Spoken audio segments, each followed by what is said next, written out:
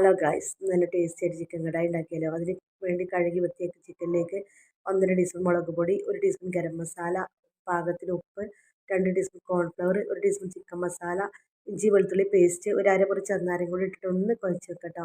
ഒരു അരമണിക്കൂർ കഴിഞ്ഞതിന് ശേഷം ഒരു ചട്ടി അടുപ്പത്ത് വെച്ചിട്ട് എണ്ണ ഒഴിച്ച് കൊടുക്കുക.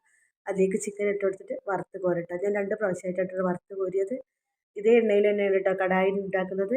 നമുക്കൊരു കടായി അടുപ്പത്ത് വെച്ചിട്ട് അതിലേക്ക് പൊരിച്ച് മാറ്റി വെച്ച എണ്ണ ഇട്ട് കൊടുക്കുക.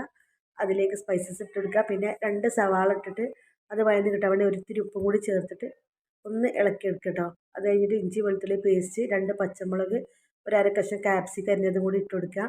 എന്നിട്ട് ഒരു 5 മിനിറ്റ് ഒന്ന് അടച്ച് വെച്ച് വേവിക്കുക കേട്ടോ. സവാള പെട്ടെന്ന് സോഫ്റ്റ് ആകാൻ വേണ്ടിയിട്ടാണ്. അത് കഴിഞ്ഞ് തുറന്ന് കൊടുത്തതിന് ശേഷം 2 വലിയ തക്കാളി അരിഞ്ഞതും കൂടി ഇട്ട് കൊടുക്കുക. എന്നിട്ട് ഒരു 2-3 മിനിറ്റും കൂടി ഒന്ന് അടച്ച് വെക്കുക കേട്ടോ, തക്കാളി ഒന്ന് വെന്ത് കിട്ടാൻ വേണ്ടി. അത് കഴിഞ്ഞ് പൊടികൾ ചേർത്ത് കൊടുക്കുക. ഓരോ ടീസ്പൂൺ വീതം മുളക് പൊടി, കാശ്മീരി മുളക് പൊടി, പിന്നെ ഗരം മസാലയും കൂടി ഇട്ടിട്ട് കൊടുത്തത്. കുറച്ച് എണ്ണയും കൂടി ഒഴിച്ചെടുക്കുന്നുണ്ട്. പിന്നെ 1 ടീസ്പൂൺ സോയാ സോസും 2 ടീസ്പൂൺ ടൊമാറ്റോ സോസും കൂടി ഒഴിച്ചെടുക്കുന്നുണ്ട് കേട്ടോ. എന്നിട്ട് ഉപ്പ് നോക്കുമ്പോൾ കുറവാണ്, ഒരിത്തിരി ഉപ്പും കൂടി ചേർത്ത് കൊടുക്കുന്നുണ്ട്. അത് കഴിഞ്ഞ് നമ്മൾ ചിക്കൻ ഇട്ട് കൊടുക്കുക. അത് നല്ലോണം ഒന്ന് മിക്സ് ചെയ്തതിന് ശേഷം ക്യൂബ്സായി കട്ട് ചെയ്ത ക്യാപ്സിക്കം സവാളയും കൂടി ഇട്ട് കൊടുത്തിട്ട് പിന്നെ അവസാനം കുറച്ച് മല്ലിയിലയും കൂടി ഇട്ട് കൊടുക്കുക കേട്ടോ.